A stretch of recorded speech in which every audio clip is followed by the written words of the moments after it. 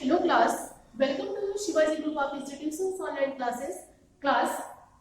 पिछले वीडियो में हम लोग चैप्टर 19 भारत की न्यायिक कार्य प्रणाली पढ़ चुके हैं। ओके, पिछले चैप्टर में हम लोगों ने डिस्कस किया था कि न्याय प्रणाली क्या है, भारत में न्याय व्यवस्था से हमारा क्या तात्पर्य है। परंतु आज हम लोग chapter 20 civics, okay, chapter 20 civics में हम लोग पढ़ेंगे अस्पृश्यता एक सामाजिक बुराई है। अस्पृश्यता शब्द का क्या मतलब है? अस्पृश्यता शब्द से हमारा तात्पर्य है छुआछूत, जिसे हम लोग स्पर्श ना करें। ओके, जिसे हम लोग स्पर्श ना करें। अस्पृश्यता क्या होता है? स्पर्श करना, छूना। अस्पृश्यता से मतलब है जिसे हम लोग छुए ना, माने जिसे छुआछूत के नाम से हम लोग जानते हैं कॉमन भाषा में। अस्पृश्यता शब्द का मतलब है कि इन प्राचीन समय से यानी पुराने समय से ही हमारे समाज में अस्पृश्यता जो थी वह एक सामाजिक बुराई थी। अब आप ये समझ लीजिए, यदि समाज में हम लोग एक साथ बैठेंगे या तो हमारे क्या होते हैं, कई तरह के डिस्कस हमारे सामने निकल कर आते हैं, परंतु कुछ लोगों को हमारे यहाँ आने वाले विदेशियों ने पहले ही समाज से अलग कर दिया था। किसके थ्रू? एज अस्पृश्यता, छुआछूत के थ्रू। अगर हम इस बात पर डिस्कस करें कि अस्पृश्यता जो है वो क्या, अस्पृश्यता की उत्पत्ति, तो अस्पृश्यता की उत्पत्ति जो है वो भारत से ही नहीं हुई है। मैंने अगर हम ये बात डिस्कस करें कि अस्पृश्यता की उत्पत्ति क्या हमारे देश भारत से स्टार्ट हुई है, तो ऐसा कुछ भी नहीं है। अस्पृश्यता की उत्पत्ति भारत से ही नहीं, सदियों पहले ये यूरोप के एक भाग में हुआ करती थी। माने आज से सदियों पहले अस्पृश्यता जो थी यानी जो हमारा छुआछूत था वो यूरोप के एक हिस्से में था, तथा जापान में अभी भी अस्पृश्यता को एक दूसरे नाम पर जाना जाता है जो बहुत बड़े पैमाने पर है, और इसे वहां बुरा कुमिन के नाम से हम लोग जानते हैं। ओके, तो स्टूडेंट्स आप ये समझ लीजिए, मैंने आपको सबसे पहले हम लोग डिस्कस करेंगे अस्पृश्यता की उत्पत्ति। तो अस्पृश्यता की उत्पत्ति यानी अस्पृश्यता की जो उत्पत्ति है वो केवल माने अस्पृश्यता की उत्पत्ति भारत से ही नहीं हुई, बल्कि ये सबसे पहले यूरोप के एक छोटे हिस्से से स्टार्ट हुई थी, तथा जापान में अभी भी बहुत बड़े पैमाने पर अस्पृश्यता देखने को मिलती है, जहां इसे बुरा कुमिन के नाम से जाना जाता है। ओके,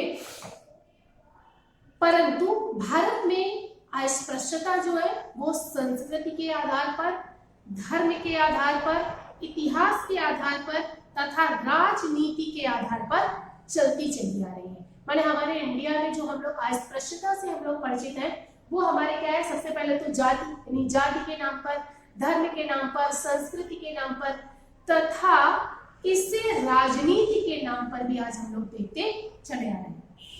आज भारत में 170 मिलियन व्यक्तियों को अस्पृश्यता के नजरिए से देखा जाता है। मतलब आज हमारी भारतीय जनता यानी भारतीय जो हमारी टोटल जनसंख्या है उसमें 170 मिलियन लोगों को अस्पृश्यता की नजर से देखा जाता है, तथा उनके विकास में या उनके विकास के लिए आज कई कानूनी सुरक्षा तथा कई सरकारी कार्यक्रम भी स्टार्ट किए गए हैं, परंतु इन सब को देखते हुए अभी भी वे कम है, क्योंकि जो हमारी जनसंख्या है वो क्या है, 170 मिलियन है। तथा फिर से आप समझ लीजिए अस्पृश्यता क्या है। अस्पृश्यता क्या है? हमारे समाज की सबसे बड़ी बुराई है। इस बुराई के माध्यम से हम क्या है, समाज में एक साथ बैठ नहीं सकते या हमारे विचारों का मिलान नहीं हो सकता। अस्पृश्यता की उत्पत्ति सबसे पहले भारत से ही नहीं हुई, बल्कि यूरोप के एक छोटे हिस्से से स्टार्ट हुई थी, और जापान में अभी भी बहुत बड़ी संख्या में वहां पर अस्पृश्यता पाई जाती है, और इसे अस्पृश्यता न कहकर दूसरे नाम बुरा कुमिन के नाम से जाना जाता है। तथा हमारे भारत में अस्पृश्यता जो है वो जाति के नाम पर, धर्म के नाम पर, संस्कृति के नाम पर तथा राजनीति के नाम पर भी अलग अलग पाई जाती है। भारत में 170 मिलियन पर्सन ऐसे हैं, यानी 170 मिलियन लोग ऐसे हैं जहां अस्पृश्यता माने जो अस्पृश्यता के नजरिए से जिन्हें देखा जाता है, आज हमारी सरकार अस्पृश्यता यानी आज इन अस्पृश्यता को यानी इस बुराई को हटाने के लिए तथा कानूनी माने कई कानूनी सुधार या सुरक्षाएं स्टार्ट की गई हैं जो सरकारी कार्यक्रम के अंतर्गत आती है। ओके, नेक्स्ट में डिस्कस मनुस्मृति के अनुसार यानी मनुस्मृति के अनुसार अस्पृश्यता से क्या तात्पर्य है। तो मनुस्मृति के अनुसार हिंदू समाज जो हमारा है वो 4 जातियों में माने हिंदू समाज हमारा 4 जातियों में डिवाइडेड था। प्रत्येक जाति के अलग अलग कर्तव्य, जिम्मेदारियां और विशेषाधिकार है। माने हर जो हमारी जितनी भी हमारी जातियां हैं तो प्रत्येक जातियों के कर्तव्य अलग है, जिम्मेदारियां अलग है तथा विशेषाधिकार भी अलग है। ब्राह्मणों को तो उस समय यानी मनुस्मृति के अनुसार हमारा समाज 4 भागों में डिवाइडेड था। कैसे? ब्राह्मण, क्षत्रिय, वैश्य और शूद्र। तो इन मनुस्मृति के अनुसार इन अलग अलग जातियों के अलग अलग कर्तव्य है, अलग अलग जिम्मेदारियां हैं तथा अलग अलग इन्हें विशेषाधिकार भी दिए गए थे।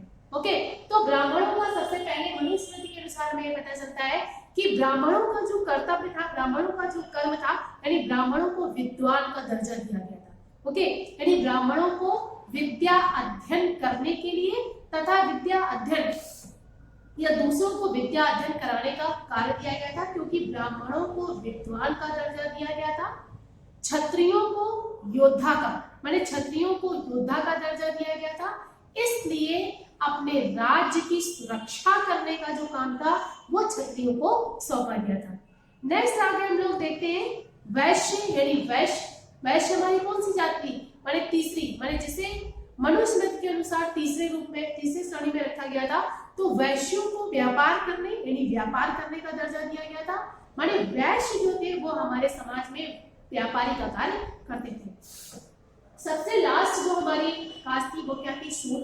शूद्र यानी सेवक माने शूद्रों को सेवक के रूप में रखा गया था और इन माने उनसे इन सेवकों से शारीरिक श्रम करने के लिए तथा निचले स्तर का काम करने के लिए अपॉइंट किया गया था। ओके, केवल उच्च जाति के लोग यानी मनुस्मृति के अनुसार ये पता चलता है कि उस समय जो हमारा समाज था हिंदू समाज वो 4 भागों में डिवाइडेड था, जिसमें ब्राह्मण और क्षत्रियों को ही केवल पढ़ने यानी वेद पढ़ने तथा पढ़ाने का अधिकार होता था। यानी वेद पढ़ने या धारण करने का अधिकार केवल ब्राह्मण और क्षत्रियों को ही दिया गया। ओके, तो आपको ये समझ में आ गया कि मनुस्मृति के अनुसार जो हमारा भारतीय समाज था वो 4 भागों में डिवाइडेड था, ब्राह्मण, क्षत्रिय, वैश्य और शूद्र। अब हम लोग डिस्कस करते हैं अस्पृश्यता विरोधी आंदोलन। अस्पृश्यता विरोधी यानी छुआछूत को जड़ से समाज में मिटाने के लिए कई आंदोलन स्टार्ट हुए थे, क्योंकि अस्पृश्यता क्या थी? हमारे समाज में खुला भेदभाव था। माने खुली तरीके से लोग एक दूसरे से भेदभाव करते थे। ये भेदभाव कई तरीके से होता था। मैंने आपको अभी बताया अस्पृश्यता के माध्यम से कई तरीके से ये भेदभाव था। उन्हें गांव की सरहद से अलग रहना पड़ता था। माने उन्हें गांव में एंटर करने के लिए कोई आदेश नहीं था। माने उन्हें गांव की सीमा से अलग रहना पड़ता था। किसी उच्च जाति के मनुष्य को कोई नीची जाति का व्यक्ति स्पर्श नहीं करता था। स्पर्श मतलब छूता नहीं था। माने किसी निम्न जाति के व्यक्ति को उच्च जाति के व्यक्ति को छूने का अधिकार नहीं था।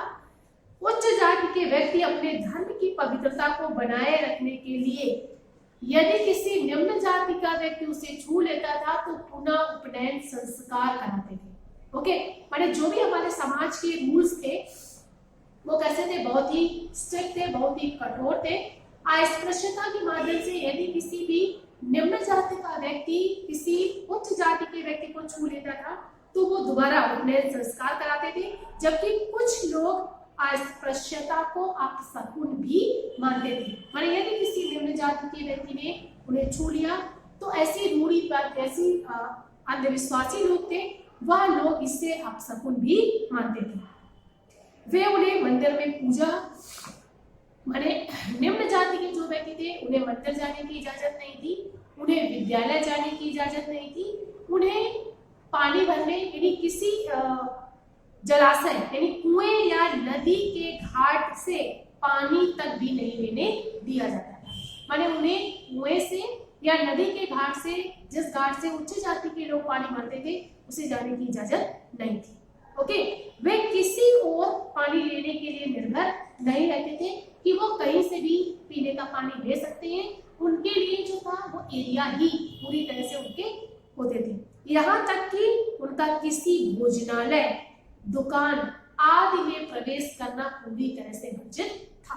माने हमारा जो समाज था वो पूरी तरह से अंधविश्वास में डूबा हुआ था और निम्न जाति के व्यक्तियों को मंदिर में जाने के लिए, पब्लिक स्थान यानी बाजार जाने के लिए, कुएं तथा नदी में जाने के लिए पूरी तरह से उन्हें निषेध कर दिया गया था। इसलिए अस्पृश्यता हमारे समाज की क्या थी? एक सबसे बड़ी बुराई थी। अस्पृश्यता से हमारा समाज डिवाइडेड था और जो अस्पृश्यता है वो समाज में एक बहुत यानी महज बुराई है। अस्पृश्यता को समाप्त करने के लिए कई तरह के आंदोलन स्टार्ट किए गए थे। उन आंदोलनों के बारे में हम लोग अगले वीडियो में पढ़ेंगे। Thank you for attending this class. Sandeep Verma sir, please come to the principal office.